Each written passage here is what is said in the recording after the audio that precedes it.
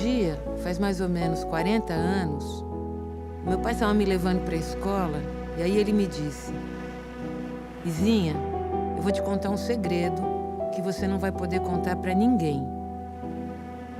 O tio Carlos é o Carlos Marighella. O tio Carlos era casado com a tia Clara, irmã da minha mãe. E desde que eu me lembro de mim, eles estavam sempre aparecendo e desaparecendo lá de casa. Tio Carlos era carinhoso, brincalhão, escrevia poemas pra gente e contava histórias sobre lugares distantes.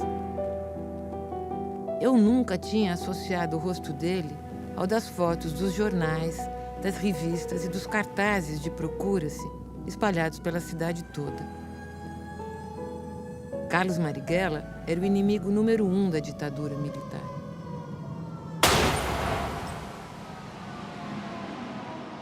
Em 1969, ele foi assassinado em uma rua de São Paulo. Eu acho que esse filme começou a ser feito nesses dias, porque eu sempre quis saber quem foi, afinal, Carlos, esse tio querido e proibido, que viveu quase 40 anos clandestino, sem deixar pistas.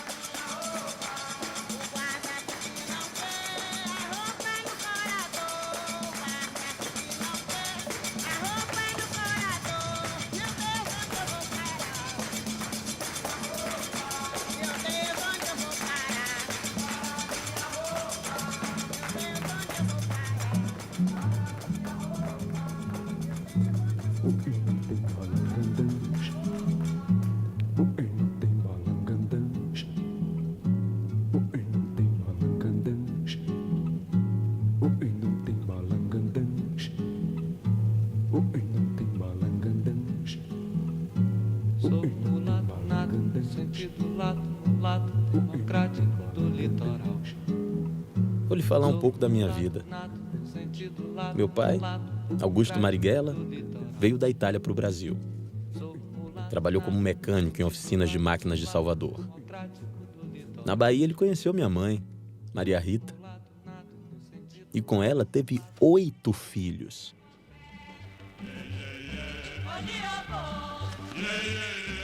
Minha ascendência por linha materna procede de negros alçais, escravos africanos trazidos do Sudão e afamados na história das sublevações baianas contra os escravistas.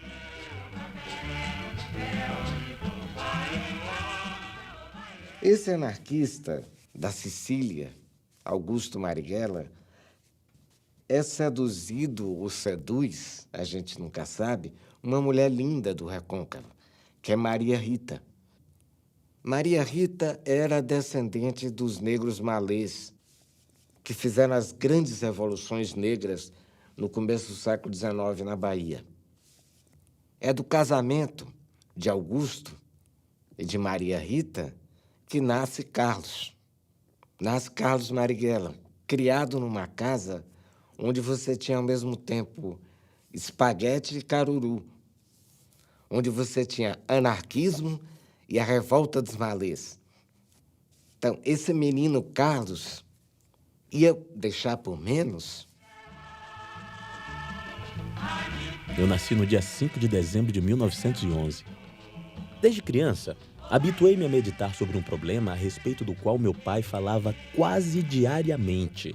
Por que o pobre trabalha toda a vida e nunca tem nada? E os filhos, homens, eles eram todos, digamos assim, orientados a seguir o ofício de meu avô.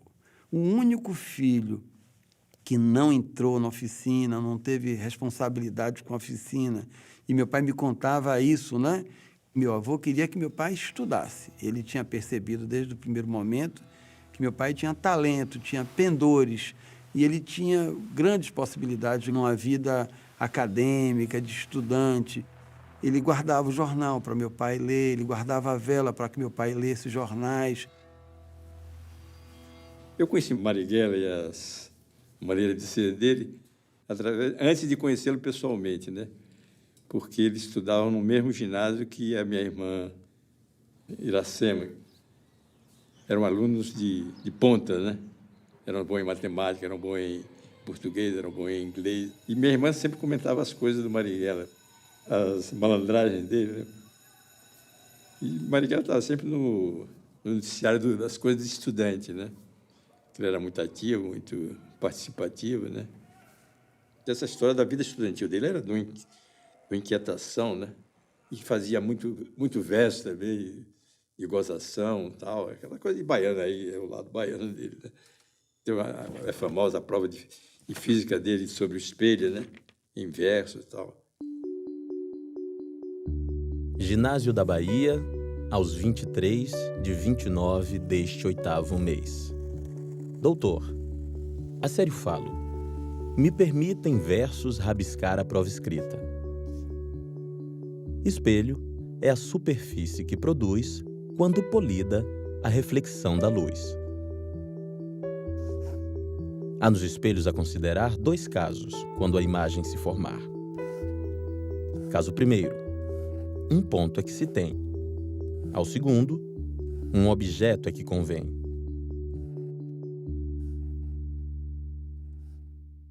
Ele era um homem alto, forte, atlético, extremamente corajoso, muito valente. Eu o considero um dos homens mais valentes que eu conheci em minha vida.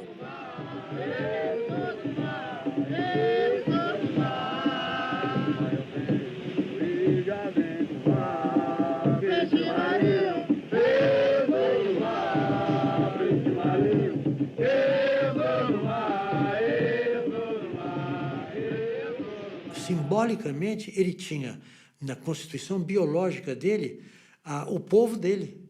Ele encarnava esse povo biologicamente. E, ao encarnar esse povo biologicamente, por uma grande sorte, ele o encarnou também moralmente e psicologicamente. Ele sentiu a necessidade desse povo. Ele era um homem pobre, ele era um homem do povo, realmente. Ele não abandonou a sua classe. Como membro da sua classe, é que ele imaginou para o seu país uma situação em que a miséria acabasse, em que a justiça social se instalasse. Abracei a causa do comunismo quando ainda frequentava os estudos de engenharia civil na velha Escola Politécnica da Bahia. Pouco antes de terminar o curso, abandonei a escola e desisti da carreira. Um sentimento profundo de revolta ante a injustiça social não me permitia prosseguir em busca de um diploma num país onde as crianças são obrigadas a trabalhar para comer.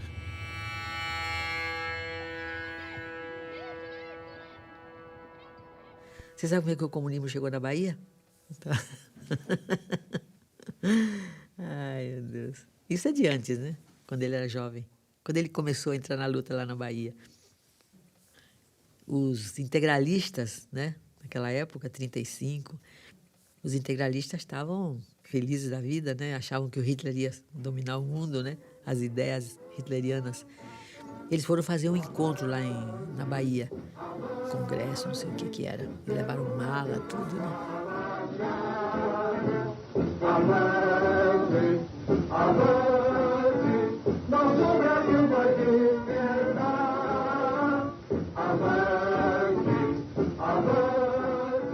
E o Marighella, que já tinha despertado, não tanto, né, mas para as lutas libertárias, etc., ele chamou um grupo de jovens, eles compraram cartolinas e fizeram a foice e o martelo, né? Cada cartolina daquela era uma foice e um martelo. Só eles que sabiam, né? esperaram chegar de noite, tudo escuro, todo mundo dormindo. Eles subiram nos postes e penduraram aquela cartolina com a foice e o martelo. De madrugada ninguém viu, né? No dia seguinte, quando o povo despertou, e a reação também, olhou e aí começaram a dizer: o comunismo chegou na Bahia. Quer dizer, ele era audacioso assim, viu? Desde jovenzinho. Ele era muito da coisa visual, né? Como fazer as coisas que as pessoas olhassem e vissem, se dessem conta, né? E aí, claro, ele ganhou a juventude lá, né? Todo mundo queria trabalhar com ele.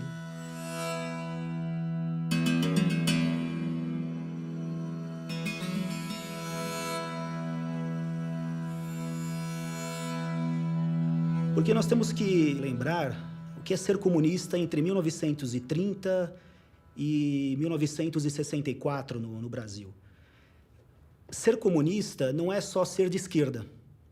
Ser comunista é aderir a uma causa, né, profunda. Eu diria que ser comunista em qualquer canto do mundo era participar do exército mundial da Revolução.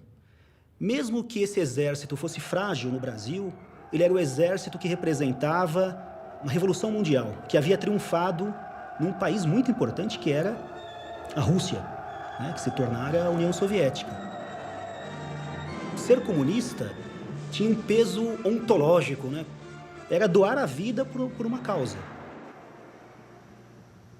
O caráter da revolução é o da luta pela independência nacional, a emancipação das oligarquias e o caminho socialista para seu pleno desenvolvimento econômico e social. Os revolucionários brasileiros atuando no fundo do país, na montanha, na selva, na planície ou na caatinga, devem contar com o apoio dos revolucionários das cidades.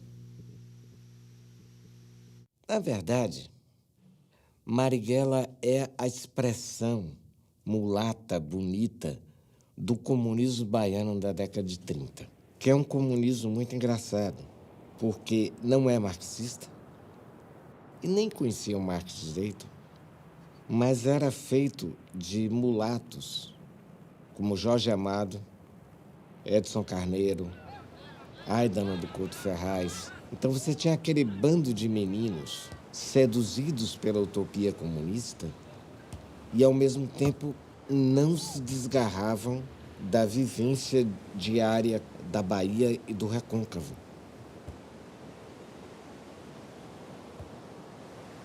Antes de 1930, nenhum intelectual brasileiro se achava com obrigação de tomar atitude política. Era outra coisa.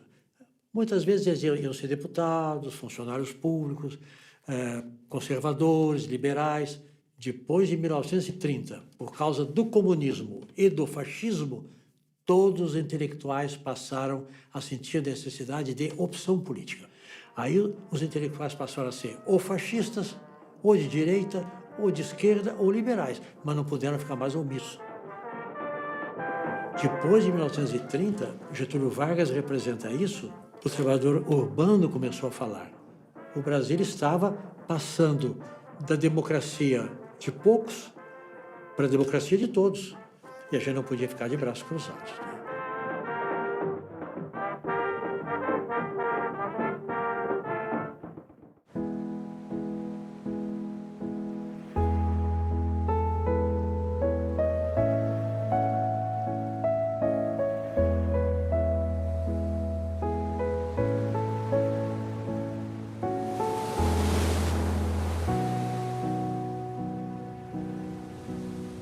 O tio Carlos chegava sempre de noitinha.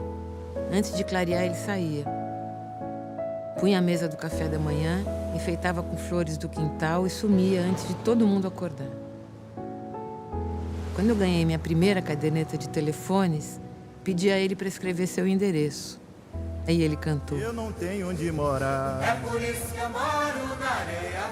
Eu não tenho onde morar. É por isso que eu moro na areia. Eu não tenho onde morar. Pão de açúcar. Uma doce mentira. Bom seria que fosses mesmo um pão enormíssimo, um pão de verdade, que daria talvez para alimentar muito tempo os famintos que rolam aí pela cidade.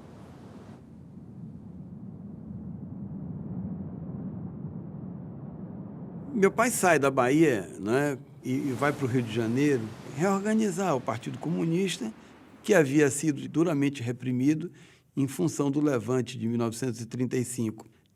E no Rio de Janeiro, não é, ele é preso.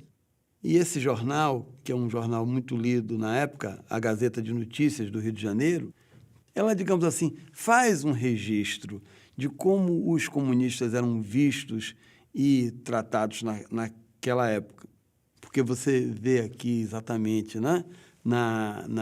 A manchete principal fala que 3 cavalheiros afetados de comunismo acabam de ser afastados do público pelas pessoas que zelam pela boa profilaxia social.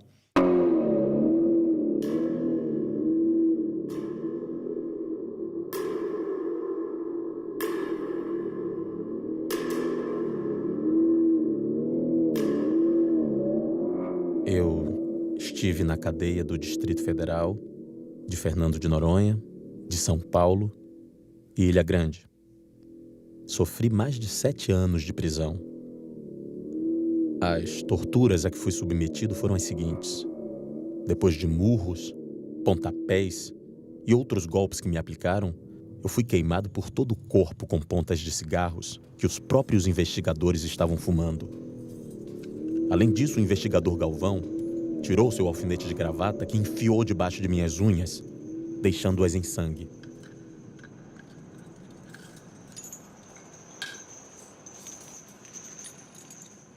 E você sabe que ele esteve preso na Ilha Fernando de Noronha durante o Estado Novo, né?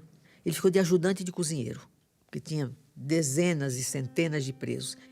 Mas o Marighella, preocupado com o tempo, então ele bolou várias coisas, como fazer o trabalho de educação, né? Como fazer o teatro. Então, por exemplo, tinha aula de línguas. Quem soubesse uma língua tinha que ensinar os outros, não é? E ele aprendeu inglês. Nas horas vagas, quer dizer, quando terminava todo aquele batente ali, de noite o pessoal ia dormir, né? E ele ficava estudando.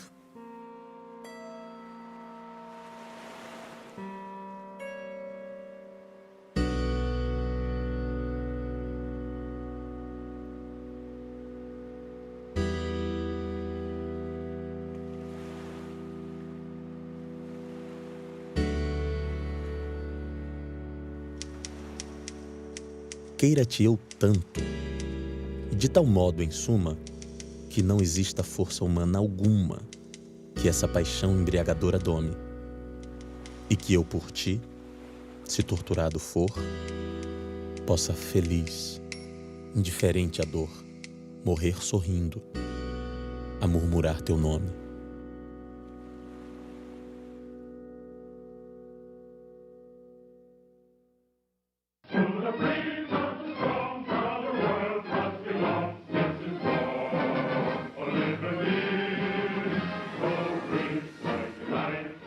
Em 1945, a União Soviética cresceu muito no mundo inteiro, porque a luta deles foi uma luta terrível. Aquilo veio trazendo aquela ideia da vitória do socialismo com a vitória da União Soviética. Aqui no Brasil, a ditadura, com o término da guerra, começou a se enfraquecer. E todos aqueles presos políticos com anistia, eles foram soltos. Luiz Carlos Prestes, Marighella, Agildo e todos que estavam presos, né? Com a democracia, tivemos a volta da legalidade do Partido Comunista. Prestes, que já tinha toda uma tradição histórica, já era uma figura lendária, né? Legendária. Quando ele vem e aparece assim, aquilo foi uma coisa fenomenal mesmo. Os comícios de Prestes foram comícios extraordinários, não só em São Paulo, no Pacaembu, no Rio de Janeiro, no São Januário. A gente tinha uma visão que a luta pelo socialismo, pelo comunismo, estava muito próxima. Era, vamos dizer, talvez questão de anos, ou de dias, ou de anos, que o mundo todo ia, não é, se socializar. Depois eu voltei a estar com Marighella na campanha para constituinte de 46, né? Que ele foi candidato pela Bahia, né? E aí eu participei em alguns comícios com ele, né? Participamos em comícios, então, em porta de fábrica, nos bairros populares, uns 3 ou 4 comícios nós fizemos.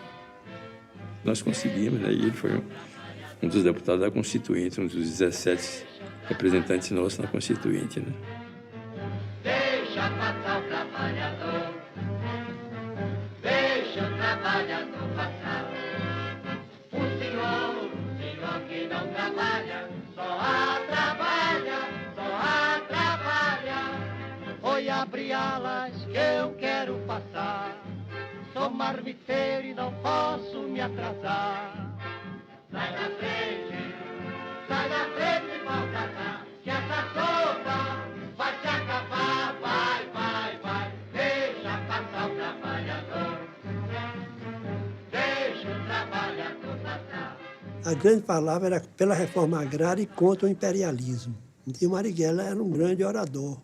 Como eu disse já, o grande problema de Marighella era ele terminar o comício, precisar de alguém puxar. Já disse tudo, porque senão ele não parava. Era uma verdadeira metralhadora. Como representantes do povo e constituintes de 1946, devemos procurar exatamente a realidade. O povo brasileiro não casa com tanta complicação, com tantos papéis por esse vasto interior. Para 30 milhões de analfabetos, o casamento indissolúvel é uma balela.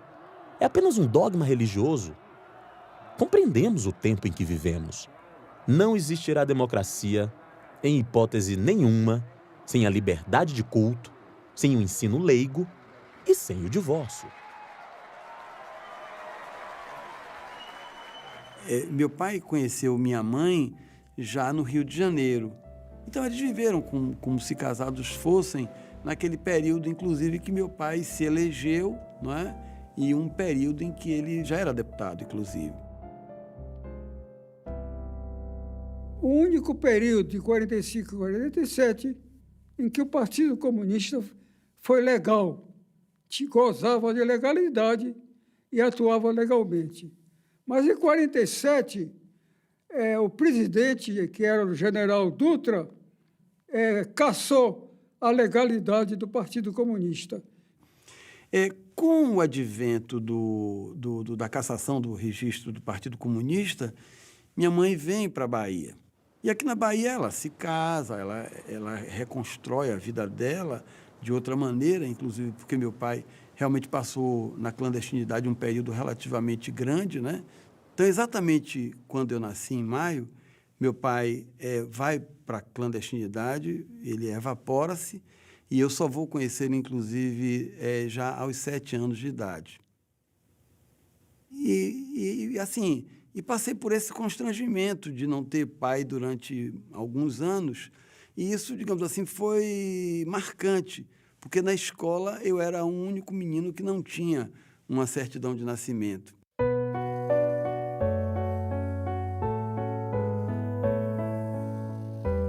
Seja a figura abaixo que se vê. O espelho seja a linha beta C. O ponto P, um ponto dado seja. Como o raio incidente R, se veja. O raio refletido vem depois, e o raio luminoso ao ponto 2.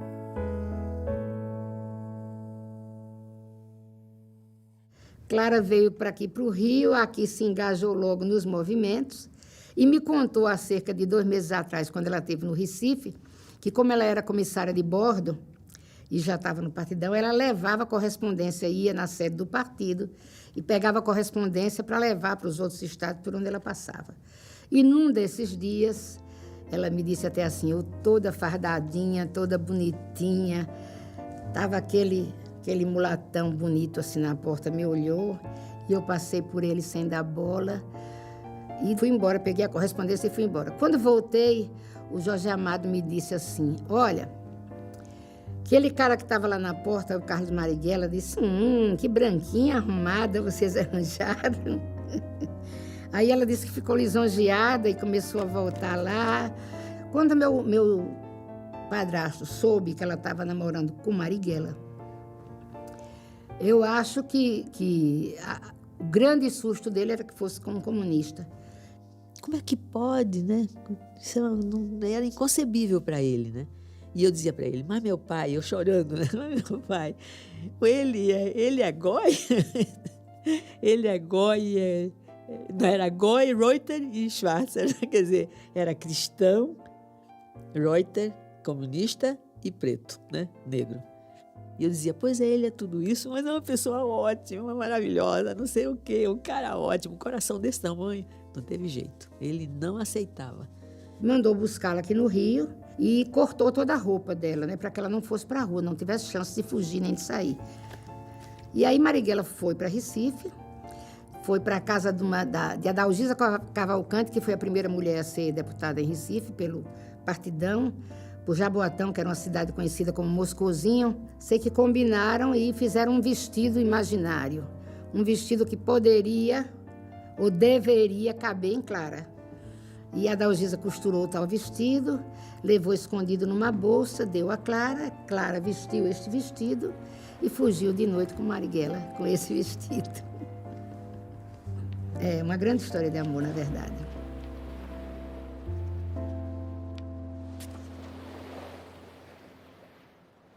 Ele tinha essa coisa grandiosa. E essa coisa grandiosa também, e bem divertida, bem humorada, né? Do cara que saía vestido de mulher para dançar no carnaval, sendo clandestino. Mas diz que uma dessas vezes, próximo do carnaval, já no carnaval, ele apareceu fantasiado de mula manca, né? Mancando e tal, e com uns adereços, alguma coisa assim. Nesse negócio do carnaval, música de carnaval, ele era bom nisso, ele gostava disso, né? Faço qualquer negócio com você, cabrocha, tanto faz ser lá no Rocha ou Jacarepaguá, pode até a mula mancar, que eu vou até pra lá. Eu acho que ele foi um grande sedutor do mulherio. Eu não posso dizer que ele era um homem muito bonito, mas ele era uma figura diferente. Na minha época se dizia que a pessoa tinha ou não tinha churupitó. Era no tempo do teatro de revistas, e a gente, quando queria dizer que o cara era bacana, era bonito, que tinha tesão, aí a gente dizia, esse cara tem churupitó.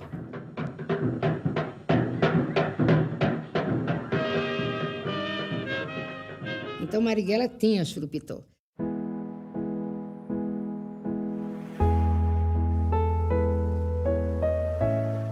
De noite, quando o tio Carlos estava em casa, ele nos punha para dormir. Pegava no colo, levava para o quarto e ficava ali conversando e contando histórias até a gente dormir. Às vezes ele sumia por longos períodos. Quando aparecia de novo, dizia que tinha ido para a África pegar cobras e outras peripécias assim. Aí ele escrevia com detalhes como é que ele pegava as cobras, colocava em caixas de sapato, como é que ele levava para fazer vacinas no Instituto Butantan.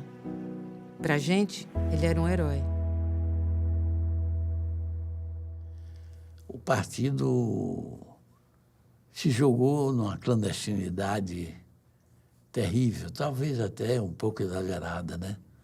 Nessas circunstâncias, eu fui servir, depois que servi ao Prestes, fui servir ao Marighella, né?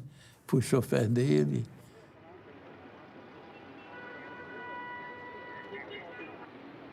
Num dia em que o tráfego estava muito ruim, eu me atrasei um pouco, mas muito pouco mesmo, né? Quando o Marighella entrou no carro, estava indignado e me deu um carão muito forte, talvez até excessivo, né? E me chocou. Eu pensei, dirigindo, depois ele disse, olha, companheiro, você é dirigente do partido e eu sou seu chofer, mas não sou seu empregado. Sou um companheiro seu.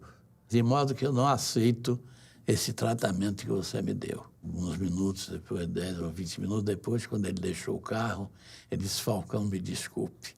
E depois aí a nossa convivência foi maravilhosa. Durante talvez mais de um ano.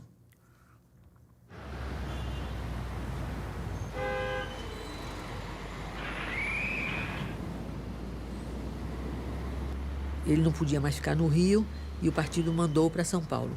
Daí ele passou a ser o dirigente político em São Paulo.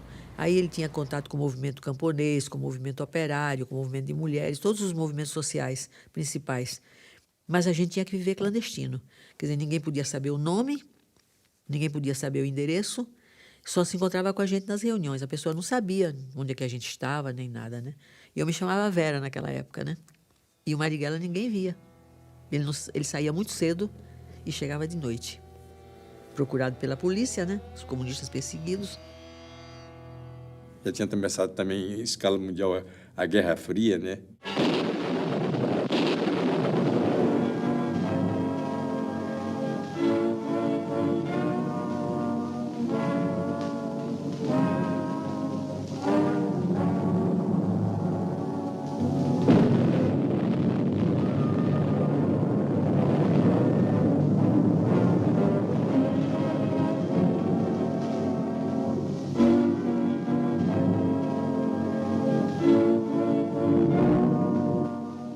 Na verdade, na época de Stalin, todo mundo era stalinista, porque achava que ele era o continuador de Lenin. A formação, inclusive, tinha curso no partido, curso Stalin, que eram as aulas de marxismo, né? Quase tudo cópia de aulas dos cursos soviéticos, em português, né? E o Marighella era um dos dirigentes de uma dessas escolas. O que se ensinava? Os estatutos eram quase que uma cópia dos estatutos do Partido Comunista da União Soviética, entendeu? Era como se aquele fosse o modelo para todos os comunistas do mundo. Eu fui muito atacado por uma revista do Marighella, que era a revista Fundamentos. O nome dele não aparecia, mas a revista era dele.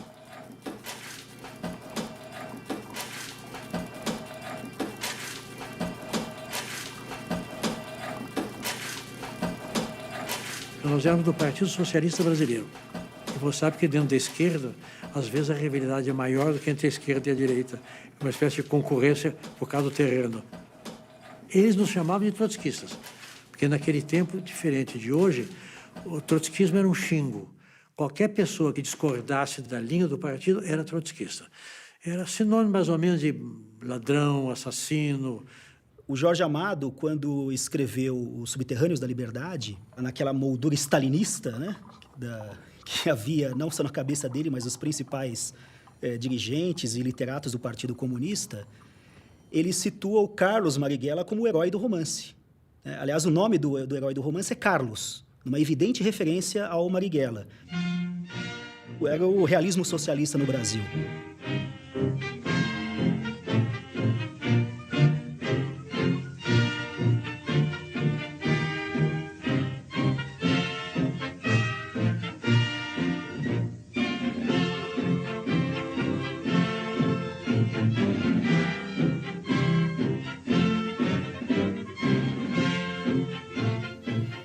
Um dia ele chegou em casa e disse assim: Clara, eu preciso estudar inglês.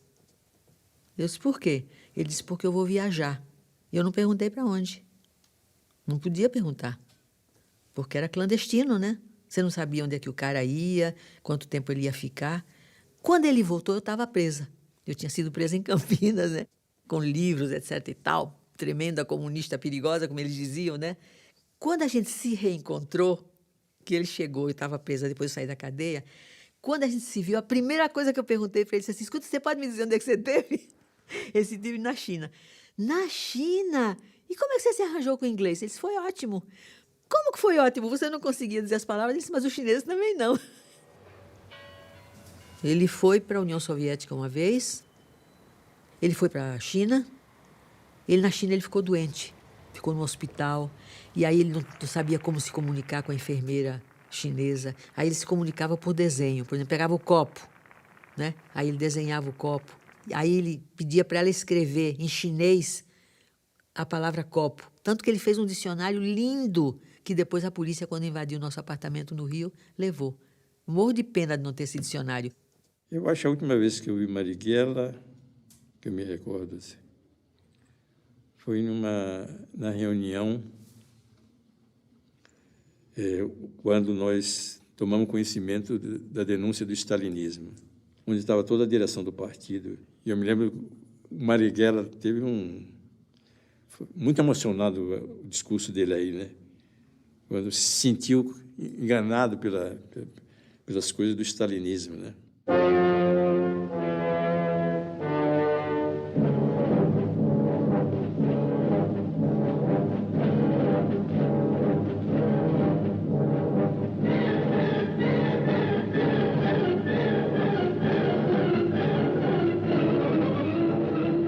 Mas, como diz, chorou, ficou assim, realmente muito emocionado com aquela denúncia. Como é que eu lhe disse? O Stalin era tido para todo mundo como um pai, como um sábio, como um homem que não errava. Aí é o início da ruptura dele também com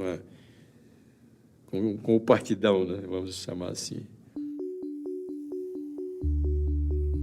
Foi traçada em seguida uma normal.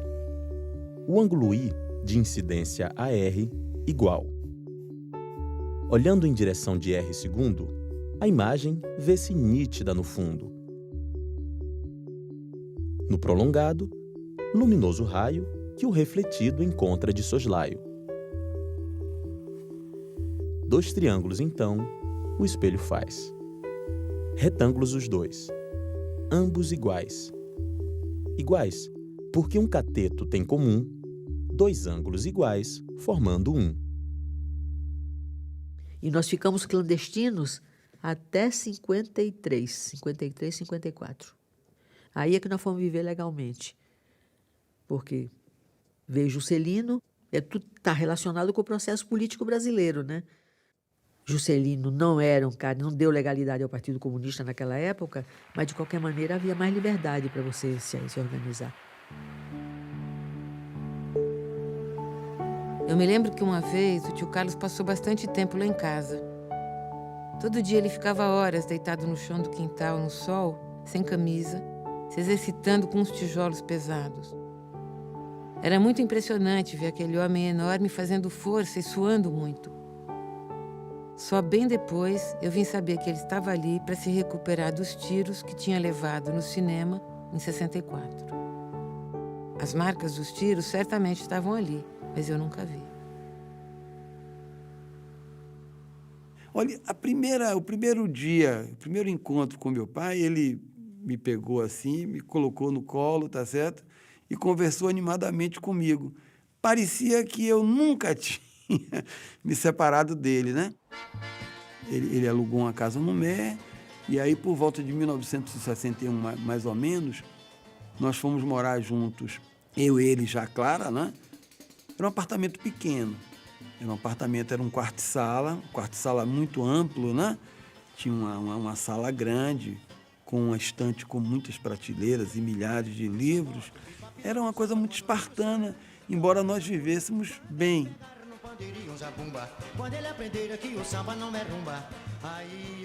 Lá em casa tinha um gravador, que era uma coisa rara.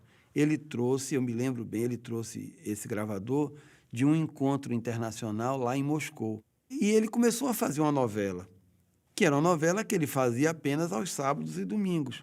Ele ia gravando, ele gravava vozes femininas. Era uma novela que depois ele botava para tocar e pedia a minha opinião. E eu ia vendo capítulo por capítulo, né?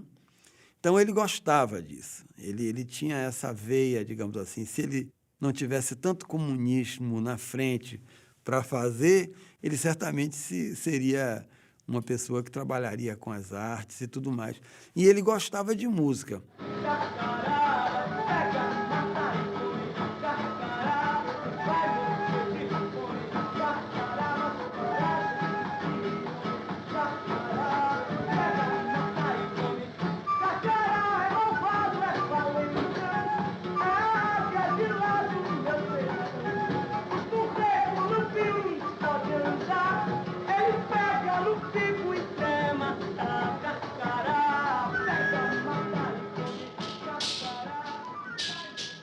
Queres comprar? Ela é minha propriedade.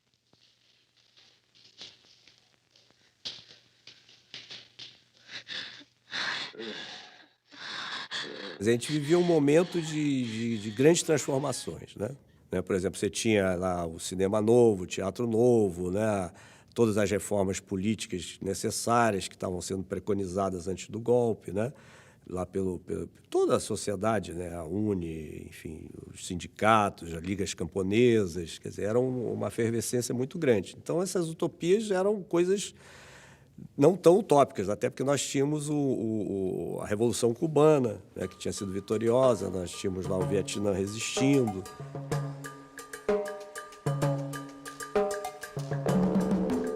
Nossa tarefa é criar 2, 3, muitos Vietnãs. Somos 250 milhões de latino-americanos que aceitamos o desafio do subdesenvolvimento e nos propomos unidos a vencê-lo. Mas a grande utopia, na verdade, era um homem novo, né? Para se criar realmente a humanidade, né? Porque nós, os seres humanos, ainda estão muito aquém, né?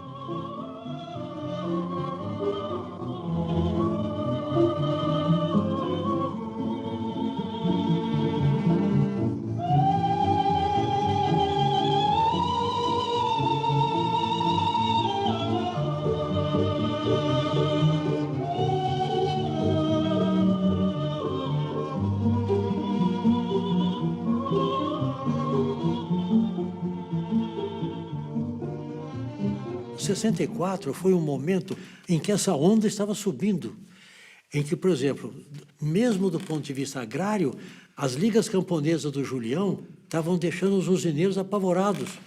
O proletariado urbano, depois de ser muito tempo tutelado pelo Ministério do Trabalho, estava ficando muito mais consciente político. Porque a gente parava, o Brasil parava. A organização ferroviária do Partido Comunista nas ferrovias é que parava pela reforma de base, pela posse do Jango, a renúncia de Jango. Quer dizer, são coisas que você tinha que tomar posições. O Maringa já atuava também no Rio de Janeiro, tá entendendo? O cara conhecia o problema da luta da classe operária, etc. Entendendo? E participava e estimulava essa organização sem empinar o nariz. Não ficava assim como dirigente. Era um quadro diferenciado que a gente conversava assim tranquilamente e ele entendia as posições nossas como sindicalista mesmo, como fazer, como operário. A verdade é que o Partido Comunista, mesmo numa situação assim institucional de clandestinidade, mas o Partido Comunista tinha efetivamente uma grande presença na vida política do Brasil. Grandes figurões da República, grandes figuras da música e da literatura, né, ligavam lá para casa. Nesse dia, do 13 de março, fui para o Rio, numa delegação. Chegamos no Rio, fomos lá para o comício, coisa entusiasmante, maravilhosa, 100 mil pessoas, talvez mais, muita gente, Jango lá, decretando o que para nós era um grande avanços nas reformas de base, sobretudo na reforma agrária, reforma urbana. Nós estávamos num grupo de jovens, 4, 5 jovens, e um deles disse, mas por que nós não vamos na sede do Comitê Central? Fomos lá. Daí tinha gente, estava meio vazio, mas aí teve um mulatão meio forte, que nos viu no corredor, como eu disse, 4 ou 5 meio perdidos. Falou, vocês, nós estamos chegando em São Paulo, etc. Como foi o comício? Ih, uma maravilha, como está São Paulo? 2 maravilhas. Aí, sério, é o Carlos Marighella. Tinha um mapa do Brasil na parede. Ele falou, olha, gente, cuidado. Provavelmente o golpe é inevitável e nós não vamos resistir. Não vai ter condições. Vocês se cuidem. Vocês têm casa, arranjem casa, vejam bem, sejam atentos. E a primeira vez que eu digo do mapa, quando ele mostrava o mapa, a mãozinha dele era enorme, e o mapa era mais ou menos, ele punha o mapa, porque esses quartéis aqui devem estar com a direita, esses quartéis devem estar com a direita, aqui é perigoso, Minas é perigoso, olha, São Paulo não é o que dizem.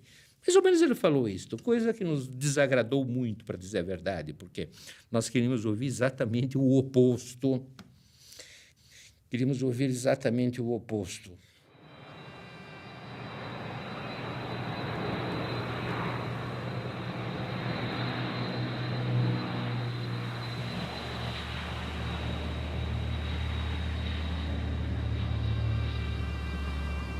se dizia é que o governo do João Goulart tinha um esquema militar que seria capaz de abortar qualquer tentativa de golpe, tá? Vindo das Forças Armadas. E meu pai, pelo contrário, acreditava que não, que João Goulart ele não tinha domínio exatamente sobre isso, né? E que esse golpe era iminente, ele percebia isso pelo tom dos discursos. E aí, o que ele fez? Ele me matriculou em 1964 no internato da escola. Me disse, olha, você pode vir para casa sempre que você quiser, mas se acontecer alguma coisa, você tem um lugar onde você vai comer, você vai dormir, você... É uma escola, é um internato.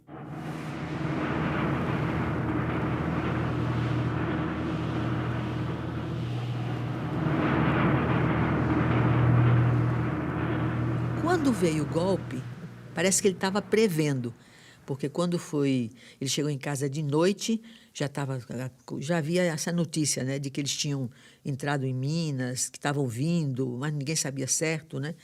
Ele disse, então é melhor a gente ir embora, porque eles vão invadir isso aqui. Aí a gente pegou uma maleta, enfiou umas roupas dentro, pouca coisa, né? E não podia levar nada, não podia levar os livros, tinha que sair daquele jeito. Então, não sei por que a gente saiu de madrugada. Não sei por que, em vez de a gente descer pelo elevador, ele disse assim, vamos pela escada. Acontece que a gente desceu pela escada e a polícia entrou pelo elevador.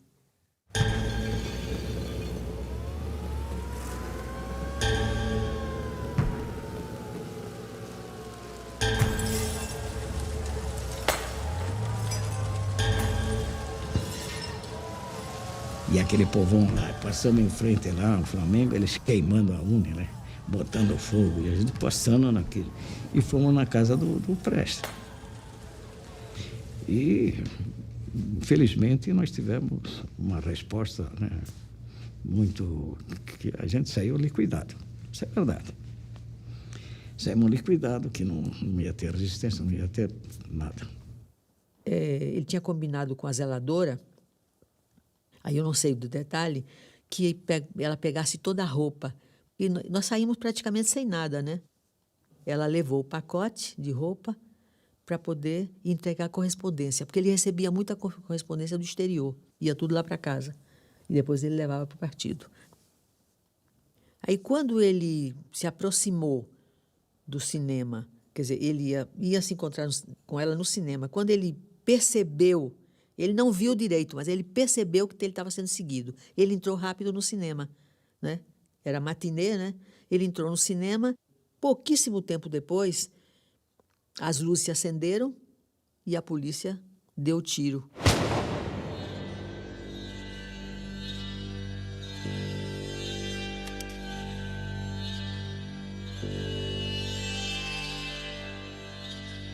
Coincidiu que naquela sessão de cinema, era tarde, era matinê, era uma sessão para crianças, tinha um jornalista do Correio da Manhã com a máquina fotográfica, porque depois ele ia para o jornal.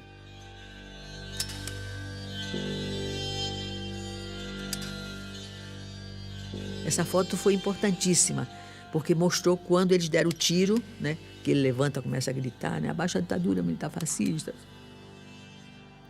Aí ficou preso mais um tempo, não davam habeas corpus, até que o Sobral Pinto, que foi aquele grande advogado, né, acabou conseguindo o habeas corpus para ele. Mas ele mal se recuperou, ele resolveu entrar em ação de novo, né? E todo mundo, Marighella, não faça isso, eles vão te pegar de novo, né? Mas não tinha jeito. Ele já tinha optado pela resistência armada, ele achava que não tinha outro caminho e que ele não ia aceitar aquela situação. Coincidiu que a Revolução Cubana estava fazendo, naquele período, o encontro da OLAS, Organização Latino-Americana de Solidariedade. E eles convidaram o partido para mandar gente para lá. E o partido não quis mandar, porque não coincidia com as opiniões políticas de Cuba.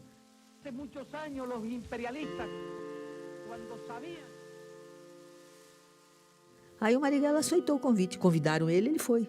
Fez uma viagem clandestina e chegou lá. Quando ele chegou lá, o partido soube que ele estava em Cuba e que ele tinha feito declarações a favor da posição de Cuba, consideraram que ele seria expulso. Mas antes dele ser expulso, ele escreveu uma carta dizendo por que ele estava saindo. Havana, 17 de agosto de 1967. Aos camaradas do Comitê Central do PCB. Daqui de Havana, onde me encontro, decidi romper com o Comitê Central do PCB e é nesse sentido que estou escrevendo a vocês. Desejo tornar público que minha disposição é lutar revolucionariamente junto com as massas e jamais ficar à espera das regras do jogo político, burocrático e convencional que impera na liderança.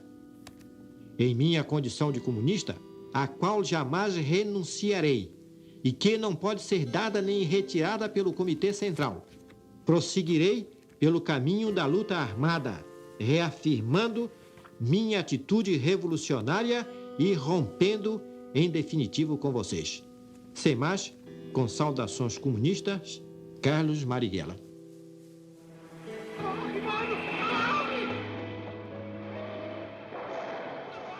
Depois que meu pai contou o segredo sobre tio Carlos, passei a vibrar com cada ação dos guerrilheiros e a torcer por eles.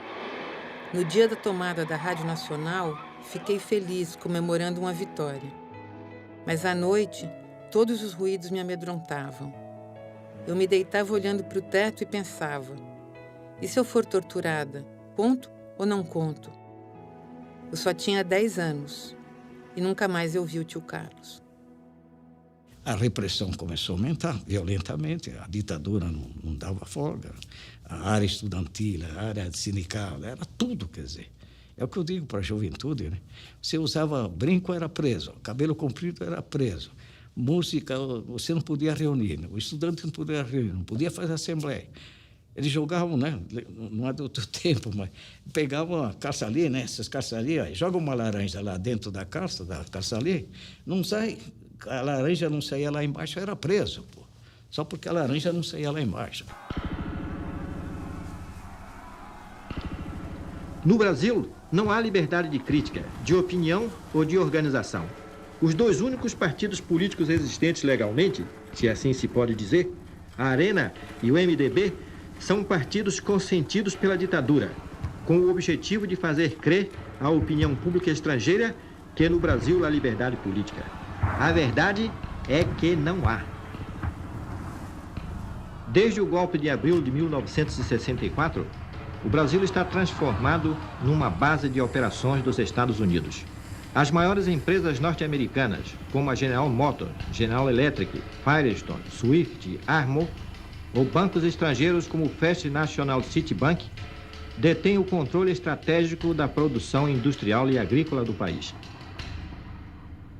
E, de repente, o Marighella vem com a colocação que cai como uma luva, né? Na questão da descentralização, que dá ação, que faz a vanguarda e essa coisa toda. Então, eu falei, bom, esse é o homem, né, da história, né? Então, a partir daí, nós começamos a nos interessar, a conhecer mais sobre o Marighella, né?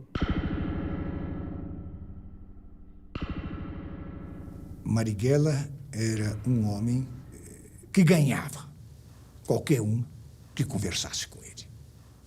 Ele ganhava pela sua simplicidade e, ao mesmo tempo, clareza das ideias, pela sua paixão.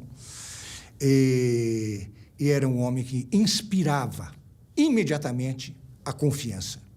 Sobretudo a confiança nossa, que éramos jovens e inexperientes, sabendo que ele tinha, o passado que ele tinha atrás, né?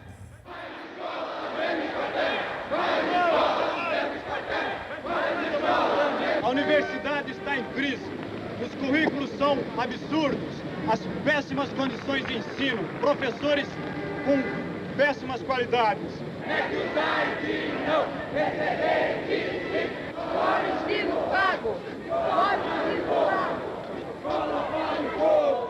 Eu acho que é difícil, talvez, no olhar de hoje, no momento hoje, a gente entender o que poderia ser uma decisão como aquela. Mas eu vivi um momento de uma decisão de uma geração, não é? De um momento político no mundo. Claro, tinha uma coisa assim, um pouco dura, porque eu sabia que eu ia enfrentar momentos difíceis, né? Era o rompimento com a família, rompimento com a escola, enfim, com os amigos. Mas, ao mesmo tempo, era um vulcão dentro, né? Me impulsionando porque eu sabia que eu tinha que fazer esse tipo de atividade e a luta, né? Marighella, naquela circunstância, para a gente, era assim, um herói, um mito. Não chegava a ser Guevara. Guevara foi o grande mito. Mas no Brasil a gente tinha Marighella. Com a vitória da Revolução, executaremos as seguintes medidas populares. Aboliremos os privilégios e a censura. Estabeleceremos a liberdade de criação e a liberdade religiosa. Libertaremos todos os presos políticos e eliminaremos a polícia política. Tornaremos efetivo o monopólio estatal das finanças, do comércio exterior, das riquezas minerais e dos serviços fundamentais. Confiscaremos a propriedade latifundiária, garantindo títulos de propriedade aos agricultores que trabalhem a terra. Eliminaremos a corrupção. Serão garantidos empregos a todos os trabalhadores, homens e mulheres. Reformaremos todo o sistema de educação. Daremos expansão à pesquisa científica. Retiraremos o Brasil da condição de satélite da política exterior norte-americana para que sejamos independentes. Dizendo, o processo vai ser longo. Nossa primeira fase é de obter os meios. Mais tarde ele diria assim, através do imposto compulsório da Revolução, que nós iríamos buscar nos bancos, né? As ações urbanas eram apenas táticas. E que, para isso, seria necessário criar grupos táticos armados que agiriam, sobretudo, nesse sentido. Marighella não é só um homem que puxava gatilho. Também puxou gatilho. Também era um homem que participava das ações militares. Também era um homem que teorizava a luta armada. Mas era principalmente um homem que teorizava a luta revolucionária. Então, também havia essa preocupação com a organização, com a participação no movimento de massas, ao contrário do que muita gente pensa que era uma organização tal que tinha apenas essa visão militar e urbana. E assim, viria em seguida a constituição da guerrilha rural. E a guerrilha rural daria formação, então, à coluna guerrilheira, que seria um embrião de um exército revolucionário. E, por outro lado, fazer também a propaganda, mostrar, deixar patente que havia pessoas que não se conformavam com o regime e que estavam agindo. Marighella criou uma coisa genial, que é a estrutura horizontal. É como se fossem os anarquistas. Você monta grupo de 3, 4, 5. Somente um tem relação com o outro e, no máximo, 3, né? E vai indo essa cadeia. Quem tiver uma arma, quem souber atirar, pode unir-se a outro franco-atirador brasileiro. Os pequenos grupos armados podem surgir das fábricas, das oficinas ou de quaisquer outros locais de trabalho. Podem surgir dos bairros, das ruas, dos conjuntos residenciais, das favelas, mucambos, malocas e alagados. Podem surgir dos colégios, das escolas, das universidades, das fazendas, das usinas, dos patrimônios, das colônias e concentrações agrícolas ou dos pequenos povoados, bem como das cidades do interior, dos municípios e seus distritos e vilas. O Brasil é um país cercado das guerrilhas da Bolívia, da Colômbia, da Venezuela e não pode aspirar a libertar-se senão pela luta guerrilheira.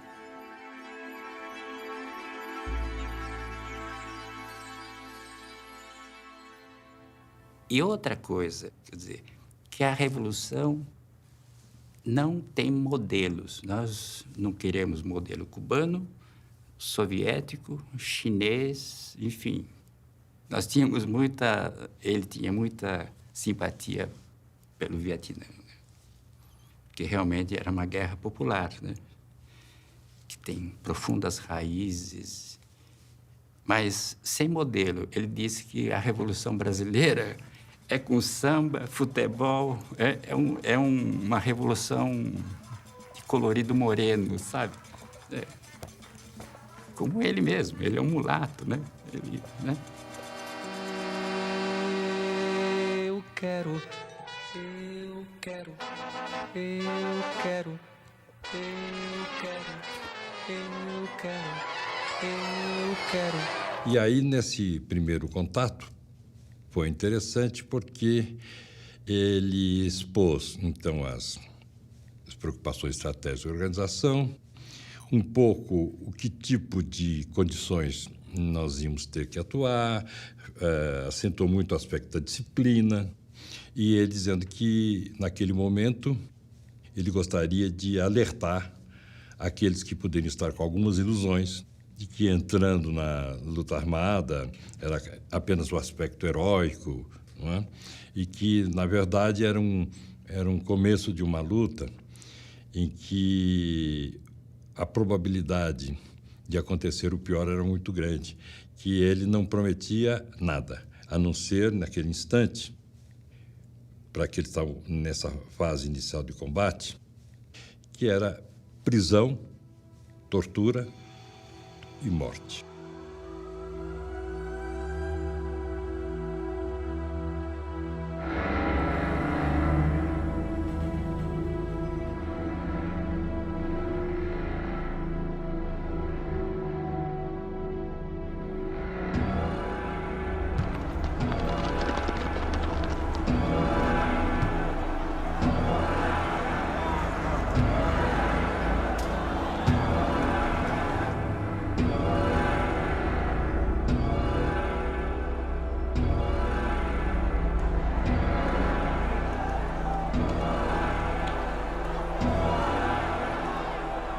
Você não sabe aonde você vai parar, né? Você começa fazendo pequenas coisas. Você pega um embrulho, leva lá, traz o embrulho de volta, vai entregar alguma coisa para alguém, vai levar alguém daqui para lá.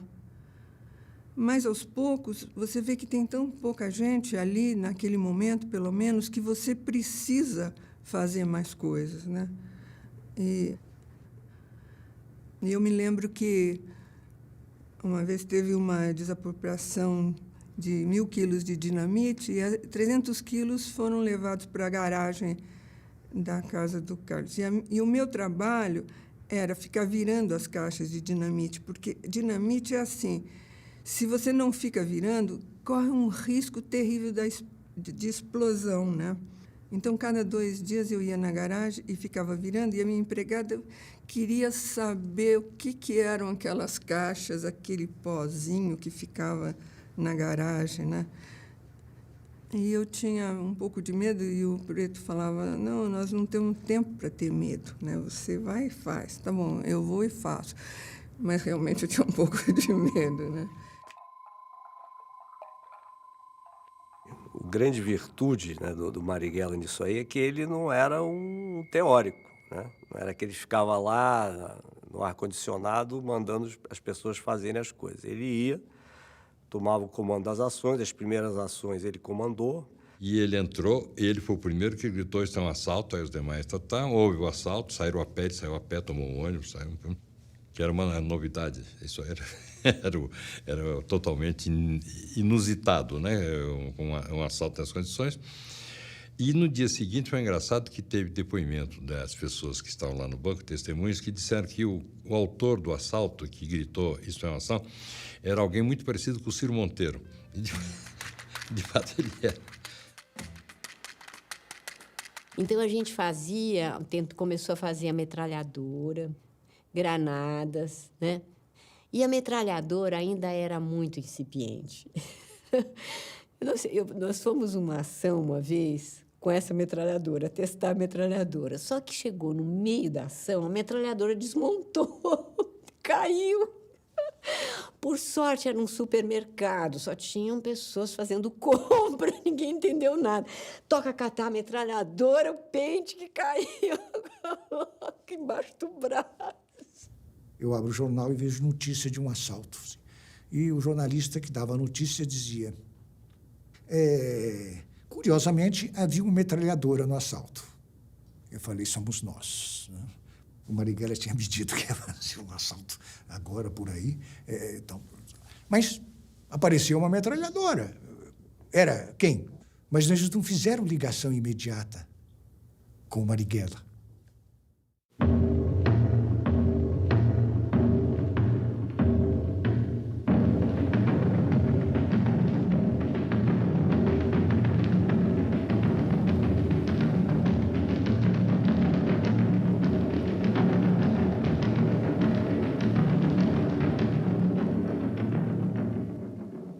Esses casos estão sendo investigados isoladamente pelo Departamento Federal de Polícia ou o senhor atribui a todos eles uma única autoria?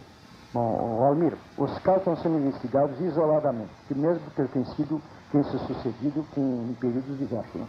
Começou com aquele do consulado americano, depois veio da Polícia Federal, depois do quartel-general da Força Pública e, ultimamente, esse da Rua Conselheiro Crispiniato. Então, cada caso foi tratado isoladamente. Houve uma prisão, nessa ocasião houve uma prisão, e pela primeira vez se associou o nome de Marighella àquela série de assaltos e de ações que tinham sido feitas até então. E então foi quando Marighella saiu na capa, o ministro da Justiça era o Gami Silva, e publicou, e decretou Marighella inimigo público número 1, e ele sai naquela capa da Veja famosa, não sei se você tem essa Veja, deve ter.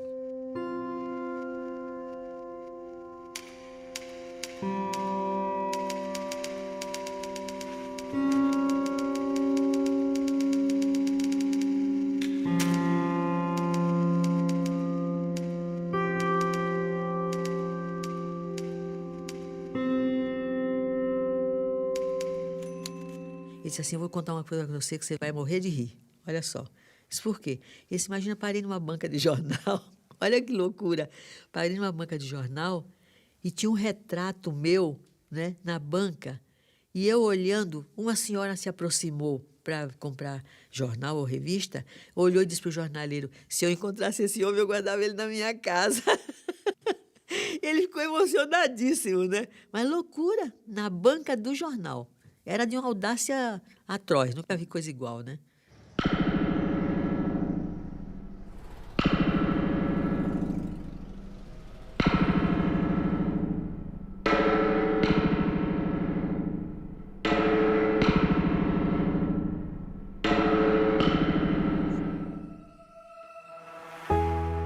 Por anos eu tentei fazer esse filme, reunindo documentos, fotos, pistas.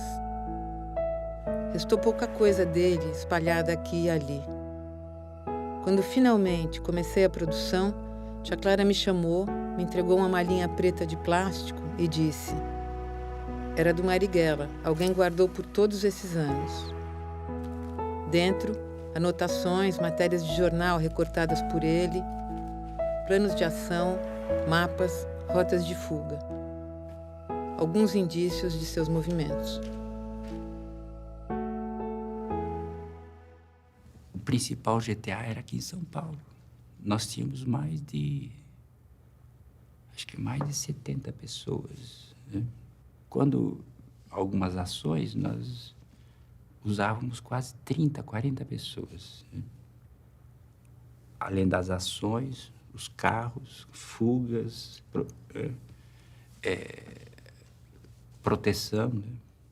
A gente começou a bloquear quarteirões inteiros de setores bancários da cidade, e ali a gente ocupava tudo, todas as lojas, todos os bares, todo o tráfico, bloqueava tudo, né? Inclusive os carros, dominava carro de polícia que estava ali, sempre tinha, e sempre com armamento, e eles proclamavam agora com metralhadoras, não sei quanto, tal. A gente pegava tudo, inclusive os revolvinhos do soldadinho, pegava tudo, né? E ainda fazia comícios, né, junto à população, expropriava os bancos, não só um, mas com 3, 4, né? Entendeu? O que tivesse naquela região. Trem pagador partiu às 8h25.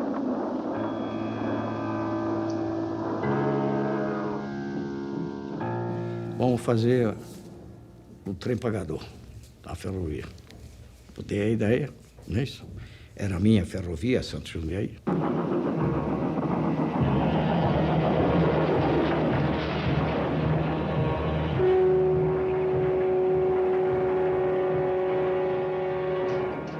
A gente sabia que o trem partia na Estação da Luz, parava na Lapa 3 minutos, e depois era expresso, não é isso? Então, quando chegar nesse lugar aqui, que passando Pirituba, etc., passou o trem nesse lugar, você puxa. Vai parar num lugar que está, vamos dizer, na época o Maringa que estava esperando no carro a descarga. Mas essas coisas que a gente um dia tem que conversar, porque o Maringa não era para fazer isso, mas ele fazia, você está entendendo? Então são coisas que era próprio do Maringa participar às vezes na ação. Você imagina que, na época, existia uma rádio que era a Rádio Nacional, que era uma rádio que dominava. Às 9 horas da manhã, era um uníssono em São Paulo, na periferia principalmente, porque era uma rádio que transmitia um programa de crime. Então, nós tínhamos um técnico, né? Ele sabia essa coisa de rádio, de transmissão. E ele disse, olha, eu tenho um esquema. O esquema é ir para a torre de transmissão, levar a gravação, eu consigo colocar na torre de transmissão e aí ninguém consegue interromper. E aí a gente foi. Atenção, está no ar a Rádio Libertadora, de qualquer parte do Brasil, para os patriotas de toda parte. Ouçam Carlos Marighella, a locução sobre a guerrilha rural. Não se pode organizar a violência das massas para derrubar a ditadura e expulsar o imperialismo, conquistando o poder para o povo, se não se reconhece que o camponês é o fiel da balança e se a luta revolucionária não é deslocada para o campo. Deslocar a luta revolucionária para o campo significa que a direção política e revolucionária deve ser trasladada à área rural e que ali deve ser desencadeada a luta armada, ou seja, a luta de guerrilhas. A imaginação da esquerda europeia, de uma parte da esquerda europeia, foi incendiada pela questão da LN, também de outras organizações que lutavam e morriam juntos. A questão do sequestro do embaixador norte-americano foi visto como uma ofensa ao imperialismo daquelas impossíveis, não é?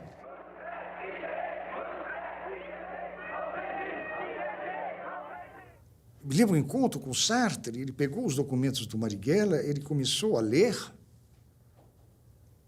Gostei. Enfim, coisas diretas, sem torneios.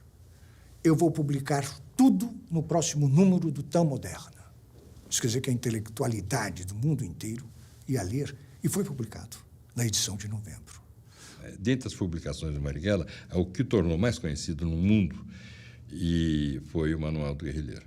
E a Tricontinental Cubana imprimiu em diversas línguas.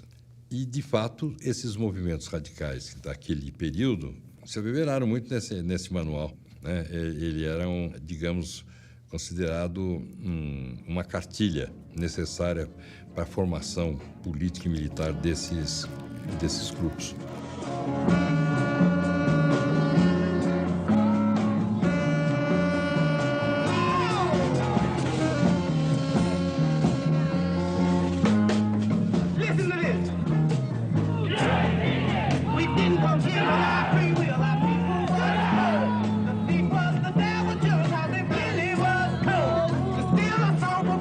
Il faut prendre un fusil pour être un révolutionnaire. O Godard desviou uma bela importância para nós, aquele trabalho nosso foi importante. Certo, para a produção não era tanto assim, mas para ajudar a nossa luta.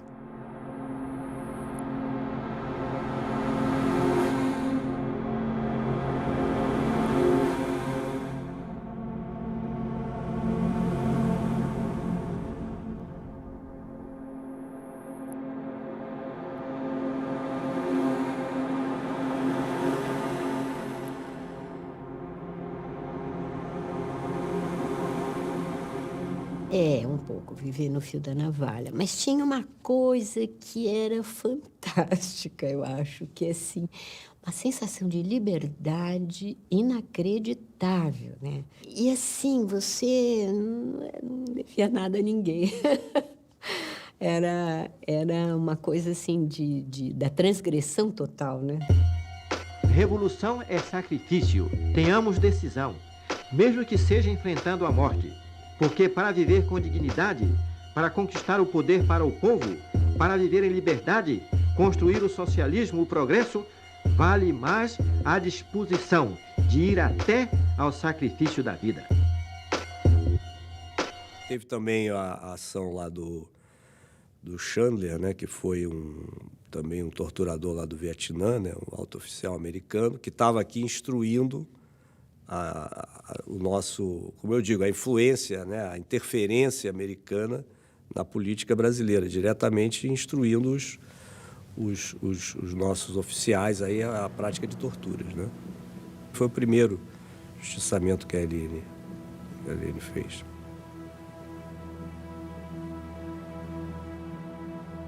O caso, por exemplo, do Boyce, né, que foi um caso assim, emblemático.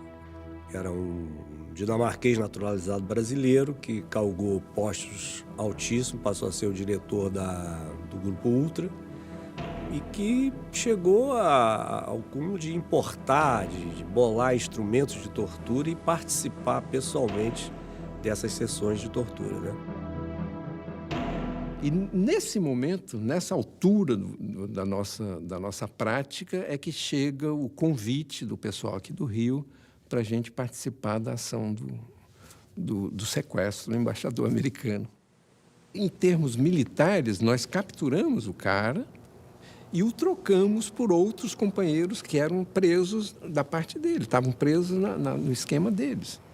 Teve toda uma negociação com a ditadura, que a gente tinha absoluta certeza que ia dar certo, essa negociação, porque quando nós chegamos na casa, poucos minutos depois da captura, os rádios e as televisões já estavam rompendo a censura e lendo formalmente o manifesto, que era uma das exigências da ação.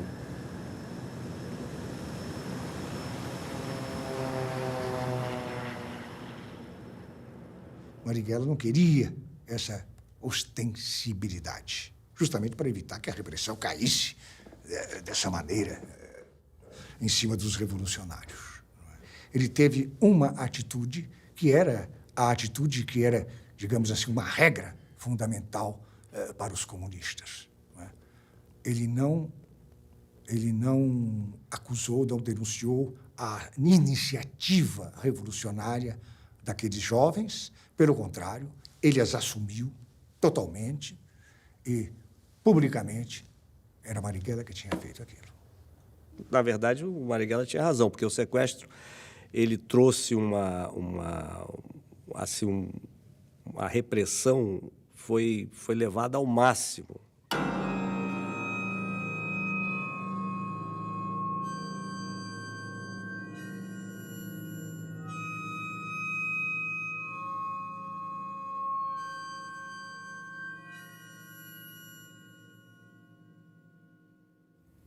Eles criaram o DOI-CODE, eles centralizaram todo o sistema de informação.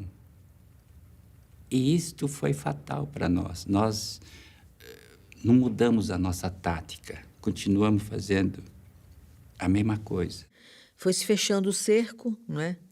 O medo das pessoas, o cerco com a morte de muita gente, as prisões, a invasão de casas. Foi ficando de tal jeito que você percebia.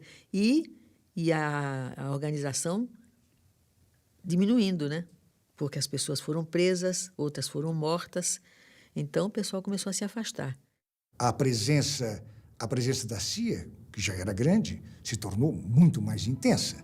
Agora já não era uma brincadeira, não era uma gato e rato correndo atrás do outro. Se tratava de uma guerra, se podemos usar esta palavra, quase científica. Tinha-se que acabar com eles, não se tratava de prender ninguém, era de matá-los.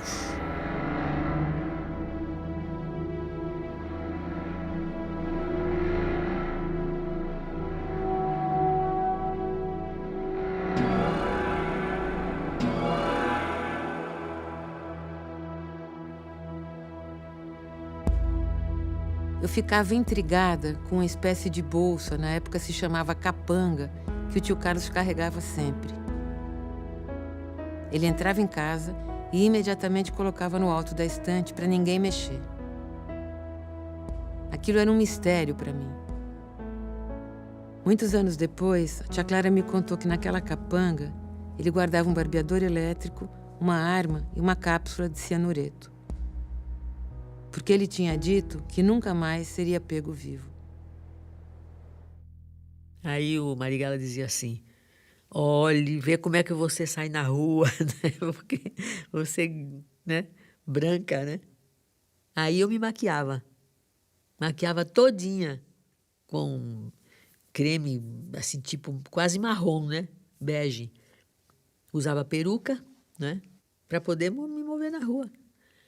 E sempre... Aí outra coisa, eu não podia rir, né? Isso é que era incrível. Ele um dia disse para mim assim: você sabe que você não pode rir na rua, né? Isso por quê? Isso porque você tem um jeito de rir característico, né? Olhou para você, se você rir, ele vai saber que é você. Você imagina, que nem podia nem rir.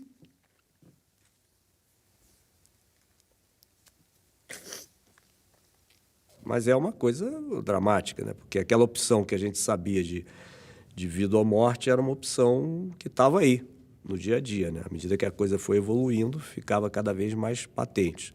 Inclusive, se discutia muito a questão de não se entregar, de se suicidar, tomar cianureto, essa coisa toda e tal. Ele devia estar fora de São Paulo. Não podia estar em São Paulo. Isso foi um erro grave. É um irresponsável? Eu acho que ele é um solidário. Vai cair tantos companheiros. Eu sou responsável, eu quero resolver a situação. Quero salvá-los antes de ir. É coerência.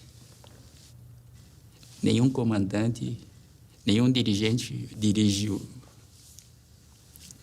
o movimento fora do país. Como diz, mesmo que seja para ir, para morrer, eu vou morrer no meu país, lutando. Um de nós cai com o número telefônico do convento dos dominicanos em São Paulo, anotado num documento seu. Me parece que era um canhoto de cheque, parece. Não foi um frei, dois que foram presos, foi o convento inteiro que foi levado para o DOPS. Muita gente sabia.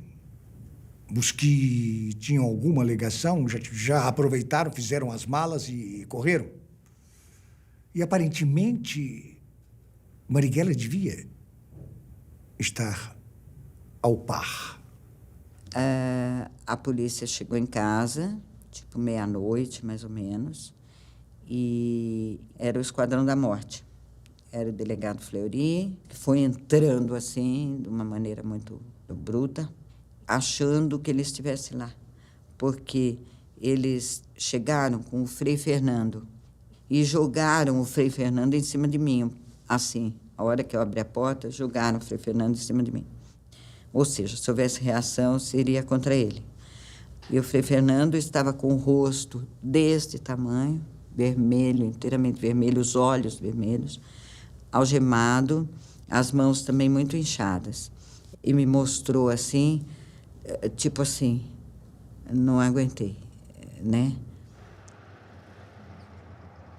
Chegamos ao DOPS e estavam muitas pessoas na sala, presas. E tinha um que eles chamavam de marinheiro. E o Fleury se dirigiu a ele assim, tinha muita gente. Virou e disse assim: cadê o Marighella? Falou para ele. E o marinheiro virou e disse assim: você não é macho? Vai buscar. Ele falou: pois eu vou mesmo. E espancou o marinheiro na nossa frente ali. Inclusive, ele caiu no chão, ele deu muitos chutes na nossa frente. Espancou o marinheiro e disse assim: eu vou mesmo. E hoje é o último dia do chefe, virou pra gente. Hoje é o último dia do chefe. Todo mundo ficou quieto. Tal. Aí tocou o telefone, alguém atendeu e começaram a gritar: ele entrou, ele entrou.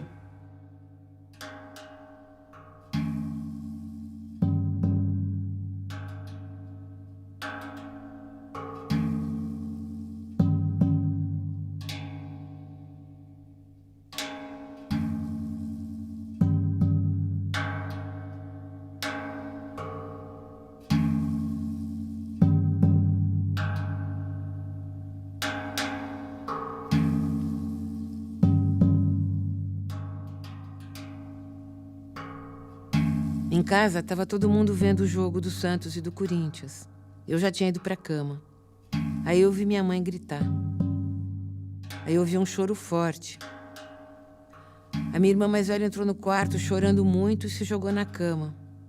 Aí ela disse: mataram o tio Carlos.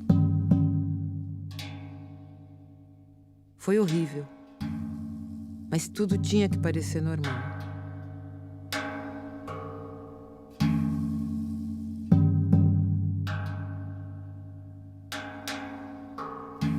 Primeiro telefonam lá para casa, depois mandam um jornalista com um carro e tal.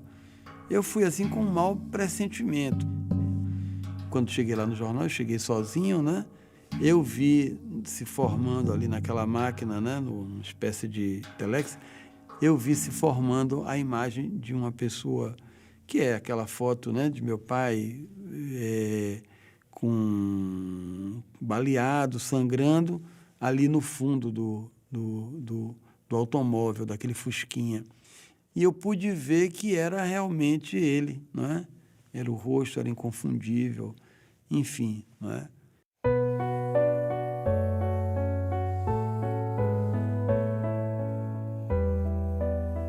Atrás do espelho plano, então se forma a imagem que é simétrica por norma. Simétrica, direita e virtual. E da mesma grandeza por final. Melhor explicação, ou mais segura, encontra-se debaixo da figura.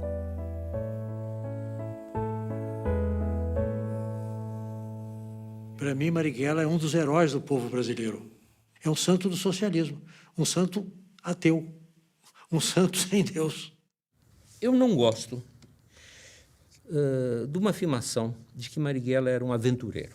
Existe muito essa afirmação. Não, olha, um homem que começou a militância social jovem, que foi dirigente partidário, já muito moço, que lia como um doido, que dirigiu e escreveu em vários jornais e revistas.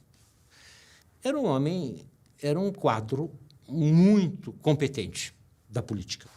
Pode ser que, às vezes, tivesse qualquer coisa de utopia. Ele gostava um pouco de fazer poesia, olhar as estrelas. Mas, quando eu olhava a estrela e fazia poesia, ele sempre caminhava nessa trilhadura dos homens e das mulheres de cada dia, que constroem a vida de cada dia. Não era um aventureiro. Foi um dos melhores quadros políticos do Brasil do século XX. Foi uma vida densa, como poucos brasileiros tiveram. Cometeu erros? Ah, sem dúvida nenhuma. Eu costumo dizer, os inconfidentes erraram, ou se erraram, o que eles fizeram de erro? Deixaram entrar infiltrados. Os inconfidentes alfaiates negros da Bahia erraram. Eles quiseram combater a escravidão, a colônia e o latifúndio, tudo de uma vez. Foram massacrados. É lógico que errou o Frei Caneca, quando ele queria o sonho da igualdade dele lá para o Nordeste. Não dava. Os camponeses de Canudos, os camponeses de Santa Catarina, perderam. Perderam. O que seria do Brasil sem eles? Seria mais rico ou mais pobre?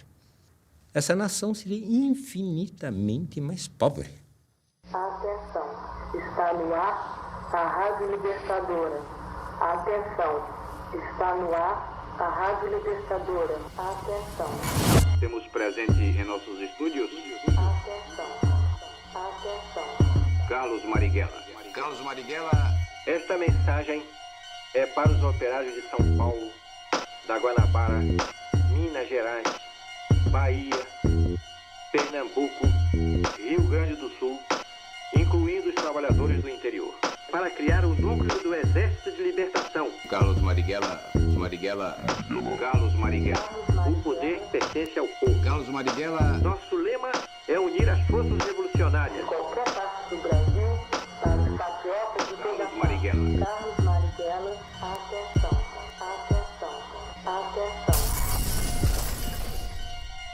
Aposto falo, seu general, 1000 faces de um homem leal. Vamos, apostos para o seu general, 1000 faces de um homem leal, protetor das multidões. 3 encarnações de célebres malandros, de cérebros brilhantes, reuniram-se no céu. O destino de um fiel seu, sabe que Deus quer consumado, é o que é, assim foi escrito. Marte, um mito, um maldito sonhador, bandido da minha cor, um novo Messias. Se o povo dormia ou não, se poucos sabiam ler, iam morrer em vão, lese louco sem saber. Coisas do Brasil, super-herói mulato, defensor dos fracos, assaltante nato. Ouçam, é foto e é fato, há planos cruéis, tramam 30 fariseus contra Moisés, moro.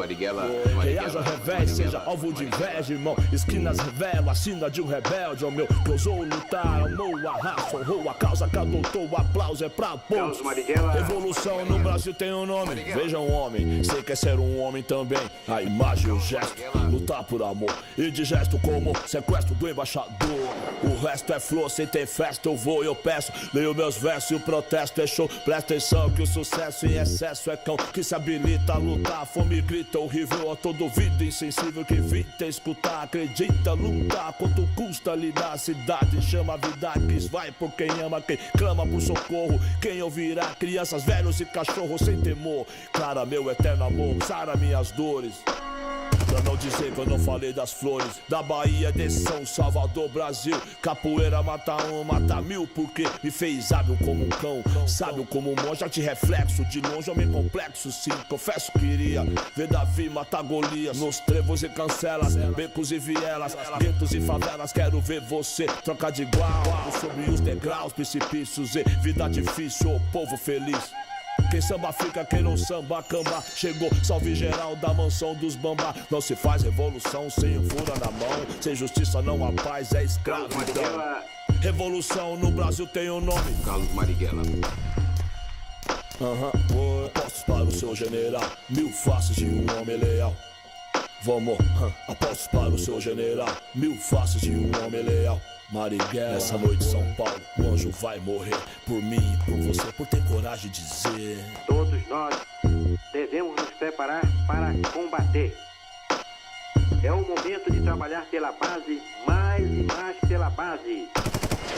Chamemos os nossos amigos mais dispostos, tenhamos decisão, mesmo que seja enfrentando a morte.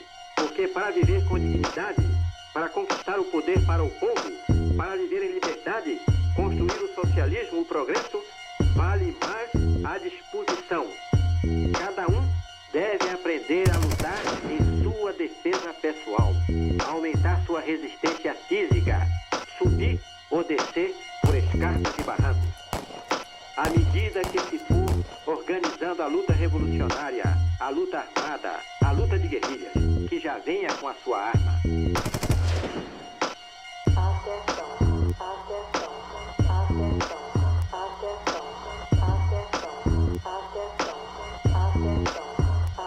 Muito obrigado, Marighella, pela sua participação. Carlos Marighella. Muito obrigado, Carlos Marighella.